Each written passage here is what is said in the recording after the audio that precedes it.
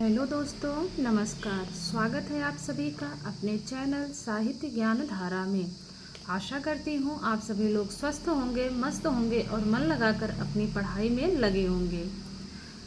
तो आज हम लोग देखेंगे कवियों की श्रृंखला में सूरदास जी के बारे में। तो जैसा कि सभी को ज्ञात है कि सूरदास जी का स्थान साहित्य जगत में बहुत ही ऊंचा है और इनसे प्रश्न भी पूछा जाता है। तो देखते हैं, सूरदास जी का जन्म 1478 ईस्वी माना गया है और बात करें मृत्यु की तो 1583 ईस्वी।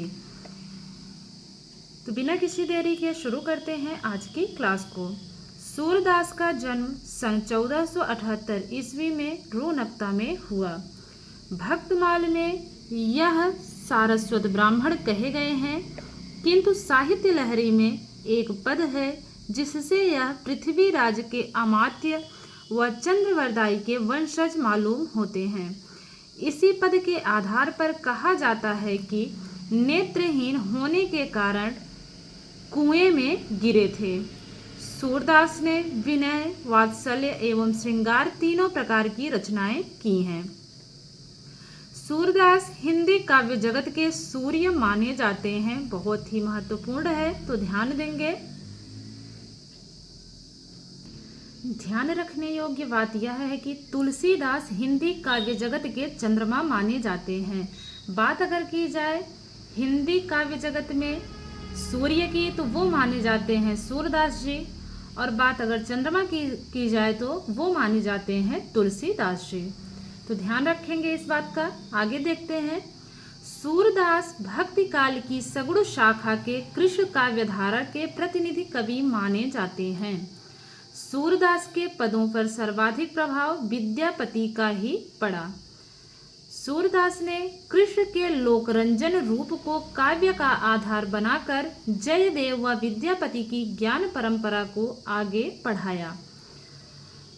सूरदास के पिता का नाम रामदास था।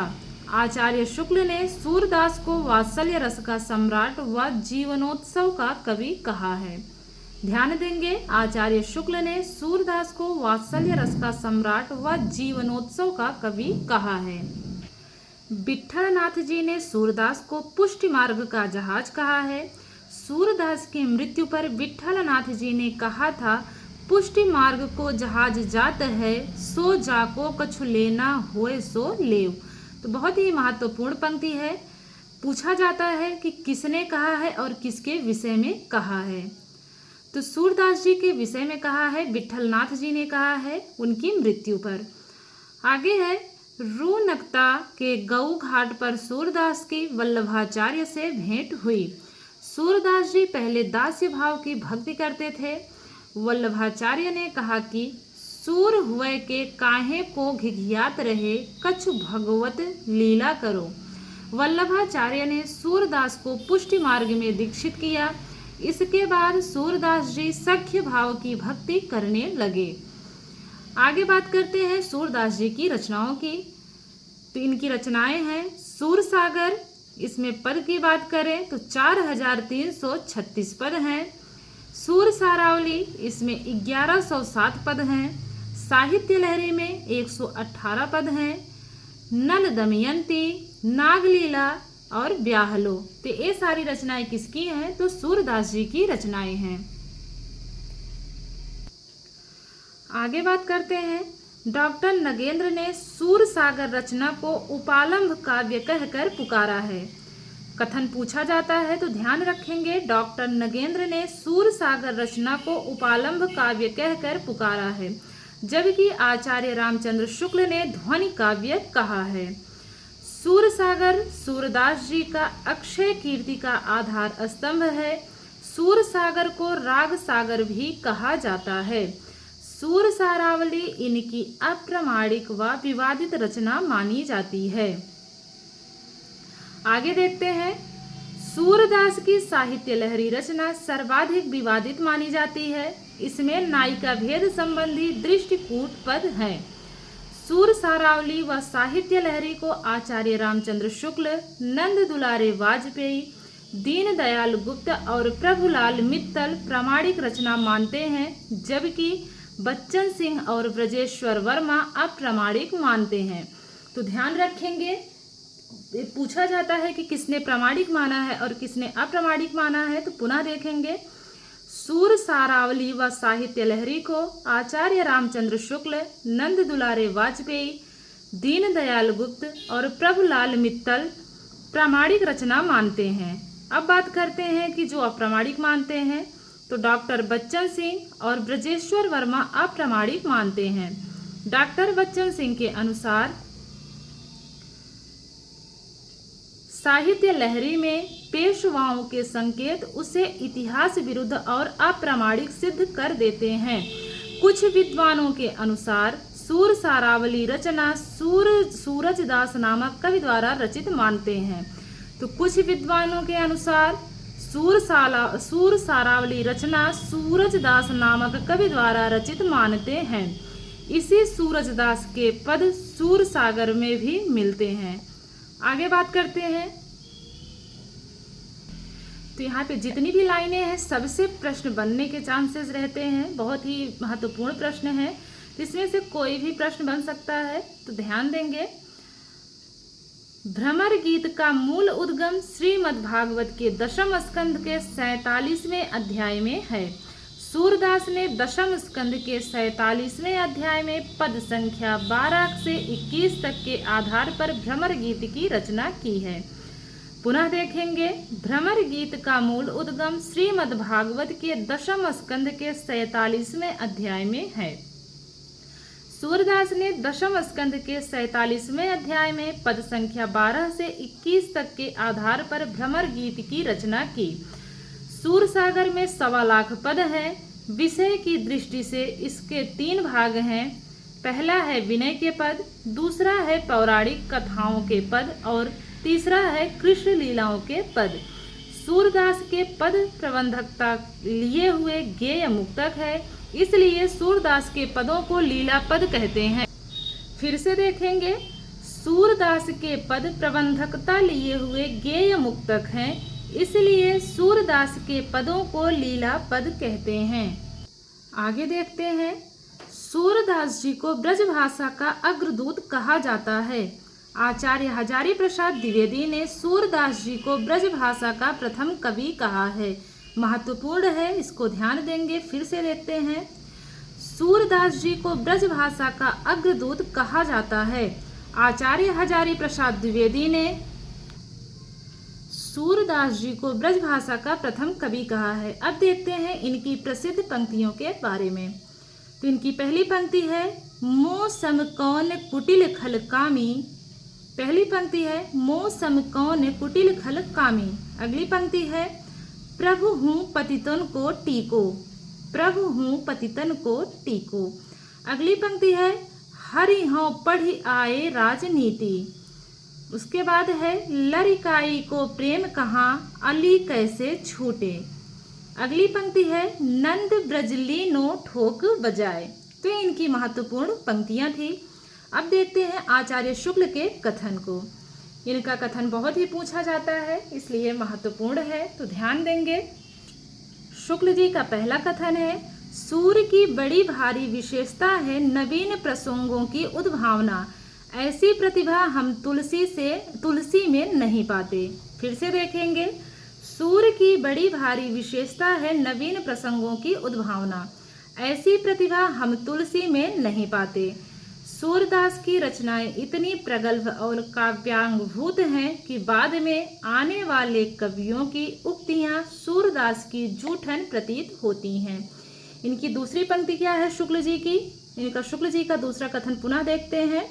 सूरदास की रचनाएं इतनी प्रगल्भ और काव्यांगभूत हैं कि बाद में आने वाले कवियों की उक्तियां सूरदास जी की जूठन प्रतीत होती हैं। अगला कथन देखते हैं, आचार्यों की छाप लगी हुई 8 वीणाएं श्री कृष्ण की प्रेम लीला कीर्तन करने उठी, जिनमें सबसे ऊंची सुरीली और मधुर झंकार अंधे भक्त सूरदास की थी। महत्वपूर्ण कथन है, पुनः देखेंगे। आचार्यों की छाप लगी हुई 8 वीणाएं श्री कृष्ण की प्रेम लीला कीर्तन करने उठी, जिनमें सबसे ऊंची सुरीली और मधुर झंकार अंधे भक्त सूरदास की थी। अब देखते हैं आचार्य हजारी प्रसाद द्विवेदी के कथन के बारे में। तो पहला कथन है इनका, सूरदास जब अपने प्रिय विषय का वर्णन शुरू करते हैं तो मानो अलंकार शास्त्र हाथ जोड़कर उनके पीछे पीछे दौड़ा करता है। उपमाओं की बाढ़ आ जाती है, रूपकों की वर्षा होने लगती है, संपूर्ण काव्य रस से सरोवर हो उठता है। इनका दूसरा कथन है, देखते हैं।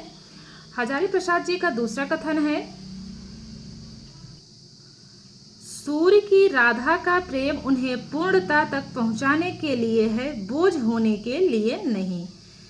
फिर से देखते हैं, सूर्य की राधा का प्रेम उन्हें पूर्णता तक पहुंचाने के लिए है, बोझ होने के लिए नहीं।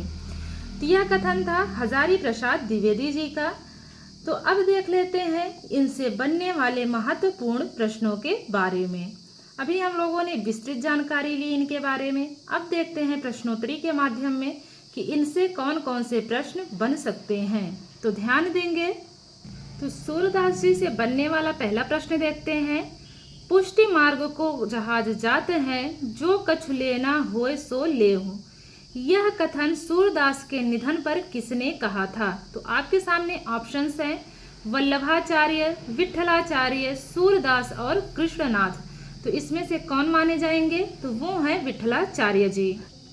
अगला प्रश्न है, अष्टछाप की स्थापना किसने की? अष्टछाप की स्थापना किसने की? आपके सामने ऑप्शंस हैं, वल्लभाचार्य, विठलाचार्य, सूरदास व कृष्णनाथ। तो सभी को पता है कि अष्टछाप की स्थापना विठलाचार्य जी ने की है। अगला प्रश्न है, उस विकल्प का चयन कीजिए जिसमें उल्लेखित सभी कवि वल्लभाचार्य के शिष्य थे। तो सभी लोगों को पता था कि कुंभन दास जी, सूरदास, परमानंद दास और कृष्णदास, ये चारों ही वल्लभाचार्य जी के शिष्य थे। अगला प्रश्न देखते हैं। तो इनसे बनने वाले अगले प्रश्न को देखते हैं। पुष्टि मार्ग के अनुसार जीव की 3 कोटियां हैं, इनमें से कौन सी कोटि नहीं है?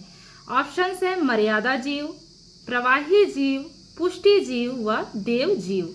तो सभी को पता है कि जो देव जीव है वह नहीं है। अगला प्रश्न है, सूरदास जी की रचना सूर सागर कितने स्कंदों में विभक्त है? 9 स्कंद में, 10 स्कंद, 11 स्कंद या फिर 12 स्कंद में? तो सबको पता है कि ये 12 स्कंद में विभक्त है। तो अगला प्रश्न देखते हैं, इनमें से कौन सी रचना सूरदास जी की है? अब इसमें से कौन सी रचना सूरदास जी की है वो बताना है। आपके सामने ऑप्शंस हैं, भ्रमर गीत, भंवर दूत और उद्धव शतक। तो जो भ्रमर गीत है वही सूरदास जी की रचना है। बढ़ते हैं अगले प्रश्न की तरफ। इनमें से कौन सी, अब आगे देखते हैं, सूरदास की किस रचना में नायिका भेद एवं अलंकारों के उदाहरण हैं? आपके सामने ऑप्शंस हैं, सूर सागर, सूर सारावली, साहित्य लहरी या इनमें से कोई नहीं। तो जो साहित्य लहरी है इसमें नायिका भेद एवं अलंकारों का उदाहरण प्रस्तुत किया गया है। किसमें? तो साहित्य लहरी में। अगला प्रश्न देखते हैं, श्रीमद् भागवत। देखते हैं अगला प्रश्न, श्रीमद् भागवत के किस स्कंध एवं अध्याय में भ्रमर गीत प्रसंग का वर्णन आया है? आपके सामने ऑप्शंस हैं, 9वें स्कंध के 46वें अध्याय में, 10वें स्कंध के 45वें अध्याय में, 9वें स्कंध के 43वें अध्याय में या फिर 10वें स्कंध के 47वें अध्याय में। तो सभी को पता है कि 10वें स्कंध के 47वें अध्याय में। बढ़ते हैं अगले प्रश्न की तरफ। सूरदास की किस रचना में दृष्टिकूट पद हैं? सूरदास की किस रचना में दृष्टिकूट पद हैं? ऑप्शंस हैं, सूर सागर, सूर सारावली, साहित्य लहरी या फिर इनमें से कोई नहीं। तो आपका इसमें सही आंसर जो है वो है साहित्य लहरी। अगला प्रश्न है, किस विद्वान ने सूरदास जी को जीवनोत्सव का कवि कहा है? इंपॉर्टेंट है, इसको जरूर ध्यान में रखेंगे। आपके ऑप्शंस हैं, हजारी प्रसाद द्विवेदी, राम कुमार वर्मा, डॉक्टर नगेंद्र या फिर आचार्य शुक्ल। तो शुक्ल जी इसमें बिल्कुल सही हैं। अगला प्रश्न है, वल्लभाचार्य से भेंट के पूर्व सूरदास किस प्रकार की भक्ति करते थे? दास्य भाव, सख्य भाव, दाम्पत्य भाव या फिर इनमें से कोई नहीं? तो वो है दास्य भाव की भक्ति। अगला प्रश्न है, किस विद्वान ने सूरदास के ग्रंथ सूरसागर को ध्वनि काव्य कहकर संबोधित किया है? ऑप्शंस है हजारी प्रसाद द्विवेदी, राम कुमार वर्मा, डॉक्टर नगेंद्र या फिर शुक्ल। तो आचार्य रामचंद्र शुक्ल बिल्कुल सही है। अगला प्रश्न देखते हैं, सूरदास जब अपने प्रिय विषय का वर्णन शुरू करते हैं तो अलंकार शास्त्र हाथ जोड़े सूरदास के पीछे पीछे दौड़ा करता है। यह कथन किस विद्वान का है? कथन एक बार पुनः सुनेंगे। सूरदास जब अपने प्रिय विषय का वर्णन शुरू करते हैं तो अलंकार शास्त्र हाथ जोड़े सूरदास के पीछे पीछे दौड़ा करता है। यह कथन किस विद्वान का है? ऑप्शंस है हजारी प्रसाद द्विवेदी, राम कुमार वर्मा, डॉक्टर नगेंद्र या फिर शुक्ल जी। तो वो है हजारी प्रसाद द्विवेदी। अगला प्रश्न है, सूरदास के पदों को लीला पद क्यों कहा जाता है? ऑप्शंस है ब्रज भाषा में रचित होने के कारण, प्रबंधकता लिए हुए गेय मुक्त होने के कारण, गेय युक्त होने के कारण या फिर मुक्त काव्य होने के कारण। तो सूरदास के पदों को लीला पद क्यों कहा जाता है? तो आपका सही जवाब है प्रबंधकता लिए हुए गेय मुक्तक होने के कारण। अगला प्रश्न है, सूरदास ने इस ग्रंथ को राग सागर भी कहा है। प्रश्न ऐसे भी बन सकता है, सूरदास का ऐसा कौन सा ग्रंथ है जिसे राग सागर भी कहा जाता है? ऑप्शंस है सूरसागर, सूरसारावली, साहित्य लहरी या इनमें से कोई नहीं? तो सूरसागर को राग सागर भी कहा जाता है। अगला प्रश्न है, सूरदास की सर्वाधिक विवादित रचना साहित्य लहरी में कितने पद हैं? सूरदास की सर्वाधिक विवादित रचना साहित्य लहरी में कितने पद हैं? ऑप्शंस हैं 4336, 118, 1107 या फिर 108। तो 118 बिल्कुल सही है। अगला प्रश्न है, किस विद्वान ने सूरदास को ब्रज भाषा का प्रथम कवि कहा है? ऑप्शंस हैं हजारी प्रसाद द्विवेदी, राम कुमार वर्मा, डॉक्टर नगेंद्र या फिर आचार्य शुक्ल। तो वो है हजारी प्रसाद द्विवेदी। अगले प्रश्न की तरफ देखते हैं, इनमें से कौन सी पंक्ति सूरदास जी की नहीं है? नहीं पूछा है। पहली है प्रभु हाँ पतितन को टीको। दूसरी पंक्ति है मौसम कौन कुटिल खल कामी। तीसरी पंक्ति है नंद ब्रजलीनो ठोक बजाए। और चौथी पंक्ति है प्रभु जी तुम चंदन हम पानी। तो इसमें जो प्रभु जी तुम चंदन हम पानी है यह सूरदास जी की पंक्ति नहीं है। अगला प्रश्न है, सूरदास हिंदी काव्य जगत के माने जाते हैं। तो क्या माने जाते हैं? चंद्र, सूर्य, आकाश या प्रकाश। तो सूरदास जी हिंदी काव्य जगत के सूर्य माने जाते हैं। वहीं अगर बात चंद्र की जाए तो तुलसीदास जी माने जाते हैं। अगला प्रश्न है, सूरदास जी का जन्म कब हुआ? ऑप्शन है 1479 ईस्वी, 1480 ईस्वी, 1468 ईस्वी या फिर 1478 ईस्वी। तो अभी थोड़ी देर पहले ही हम लोगों ने पढ़ा था, विस्तृत जानकारी ली थी इनके बारे में। तो सही जवाब है 1478 ईस्वी। अगला प्रश्न है, किस रचना में एक पद है जिसके आधार पर पृथ्वीराज के अमात्य एवं चंद्रवरदाई के वंशज मालूम होते हैं? प्रश्न पुनः देखेंगे, किस रचना में एक पद है जिसके आधार पर यह पृथ्वीराज के अमात्य एवं चंद्रवरदाई के वंशज मालूम होते हैं? ऑप्शंस है सूरसागर, सूरसारावली, साहित्य लहरी या फिर भक्तमाल। तो इसमें जो सही जवाब है वो है साहित्य लहरी। अगला प्रश्न है, सूरदास जी ने किस प्रकार की रचनाएं की हैं? ऑप्शंस है वात्सल्य रस की, विनयपूर्ण श्रृंगार रस की या उपर्युक्त सभी। तो जो उपर्युक्त सभी है यह बिल्कुल सही है। अगला प्रश्न है, सूरदास हिंदी की किस काव्यधारा के प्रतिनिधि कवि का माने जाते हैं? ऑप्शंस है प्रेमाश्रयी, कृष्ण भक्ति, ज्ञानाश्रयी या फिर राम भक्ति। तो कृष्ण भक्ति काव्यधारा के प्रतिनिधि कवि माने जाते हैं। कौन? तो सूरदास जी। अगला प्रश्न देखते हैं, अगला प्रश्न है, सूरदास जी के पिताजी का क्या नाम था? ऑप्शन है भगवान दास, रामदास, कृष्णदास या फिर ईश्वरदास। तो इसमें जो सही है वो है रामदास। अगला प्रश्न है, किस इतिहासकार ने सूरदास को जीवनोत्सव का कवि कहा है? तो वो कहा है आचार्य रामचंद्र शुक्ल ने।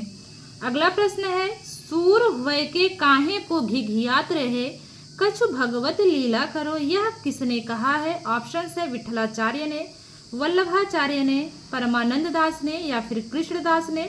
तो जो इसमें सही जवाब है वो है वल्लभाचार्य जी। अगला प्रश्न है, सूरदास को वात्सल्य रस सम्राट किसने कहा था? ऑप्शन है हजारी प्रसाद द्विवेदी, रामचंद्र शुक्ल, डॉक्टर राम कुमार वर्मा या फिर बच्चन सिंह।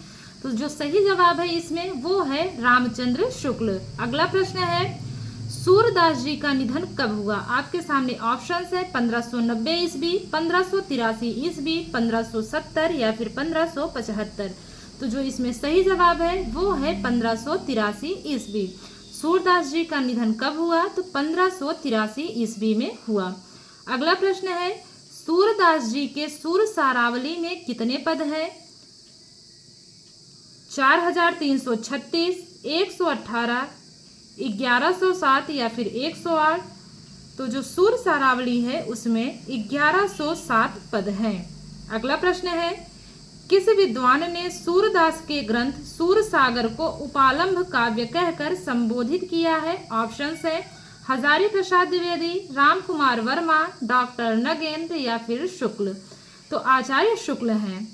किस विद्वान ने सूरदास के ग्रंथ सूरसागर को उपालंभ काव्य कहकर संबोधित किया है? तो वो है आचार्य शुक्ल जी।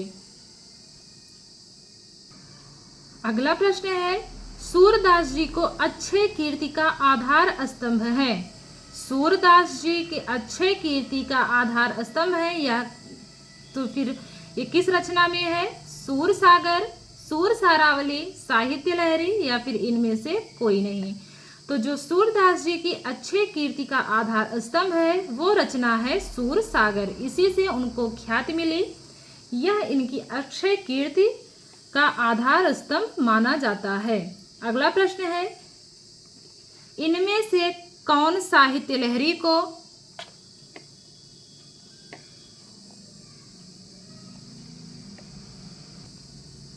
अप्रामाणिक रचना मानते हैं? इनमें से कौन साहित्य लहरी को अप्रामाणिक रचना मानते हैं? ऑप्शन है आचार्य शुक्ल, नंद दुलारे वाजपेयी, डॉक्टर बच्चन सिंह या फिर प्रभुलाल मित्तल। तो जो बच्चन सिंह हैं वो इस रचना को अप्रामाणिक मानते हैं। किसको? तो साहित्य लहरी को। अगला प्रश्न है, सूरसागर में विषय की दृष्टि से 3 प्रकार के पद हैं, इनमें से असंगत को चुनना है। पहला है विनय के पद, दूसरा है कृष्ण लीला के पद, करुण रस के पद और पौराणिक कथाओं के पद। तो जो इसमें करुण रस के पद हैं यही असंगत है, बाकी तीनों संगत हैं। आगे देखते हैं। अगला प्रश्न है, सूरदास जी को किस भाषा का अग्रदूत कहा जाता है? आपके सामने ऑप्शन है ब्रज भाषा, अवधी भाषा, खड़ी बोली और संस्कृत। तो सभी को पता है कि जो ब्रज भाषा है इसी का इन्हें अग्रदूत माना जाता है। किसे? तो सूरदास जी को। अगला प्रश्न है, किस विद्वान ने सूरदास जी को ब्रज भाषा का प्रथम कवि कहा है? ऑप्शन है हजारी प्रसाद द्विवेदी, आचार्य शुक्ल, डॉक्टर राम कुमार वर्मा या फिर डॉक्टर बच्चन सिंह। तो इसमें कौन सा सही जवाब है? वो है हजारी प्रसाद द्विवेदी। एक बार फिर से देखेंगे, किस विद्वान ने सूरदास जी को ब्रज भाषा का प्रथम कवि कहा है? तो हजारी प्रसाद द्विवेदी जी ने कहा है। अगला प्रश्न है, लरिकाई को प्रेम कहाँ, आली प्रेम कैसे छूटे, पंक्ति के रचयिता कौन है? ऑप्शन है कृष्णदास, सूरदास, कुंभन दास या फिर परमानंद दास। तो वो है सूरदास जी। अगला प्रश्न है, किसने कहा है कि सूर की बड़ी भारी विशेषता है नवीन प्रसंगों की उद्भावना, ऐसी प्रतिभा हम तुलसी में नहीं पाते। यह कथन किसका है? तो आचार्य शुक्ल जी का कथन है। आगे देखते हैं। अगला प्रश्न है, किस इतिहासकार ने लिखा है कि सूरदास जी की रचनाएं इतनी प्रगल्भ और काव्यांगभूत हैं कि बाद में आने वाले कवियों की उक्तियां सूरदास की जूठन प्रतीत होती हैं? ऑप्शन है हजारी प्रसाद द्विवेदी, आचार्य रामचंद्र शुक्ल, डॉक्टर राम कुमार वर्मा या फिर डॉक्टर बच्चन सिंह? तो इसमें से सही जवाब है आचार्य रामचंद्र शुक्ल। बात करें अगले प्रश्न की, किस आलोचक ने अपनी आलोचनात्मक रचना में लिखा है कि आचार्यों की छाप लगी हुई 8 वीणाएं श्री कृष्ण की प्रेम लीला कीर्तन करने उठी, जिसमें सबसे ऊंची, सुरीली और मधुर झंकार अंधे भक्त सूरदास की थी? ऑप्शन है हजारी प्रसाद द्विवेदी, आचार्य रामचंद्र शुक्ल, डॉक्टर राम कुमार वर्मा या फिर डॉक्टर बच्चन सिंह। तो जो सही जवाब है हजारी प्रसाद द्विवेदी जी। तो ये थी कुछ सूरदास जी से बनने वाले प्रश्न और जो कुछ भी तथ्यात्मक जानकारी थी, जो भी परीक्षा में पूछे जाने योग्य था, वो सब मैंने आपके सामने रखा। आशा करती हूँ आज की क्लास आप लोगों को अच्छी लगेगी और अगर क्लास अच्छी लगे तो प्लीज़ सभी लोग चैनल को जो है लाइक कीजिएगा, कमेंट कीजिएगा, ताकि ऐसी ही वीडियोज़ हम आप तक पहुँचाते रहें। मिलते हैं अगली वीडियो में एक नए कवि के साथ। तब तक सभी लोग स्वस्थ रहिए, मस्त रहिए और मन लगाकर अपनी पढ़ाई कीजिए। सभी को जय श्री कृष्णा, जय श्री सीताराम, नमस्कार।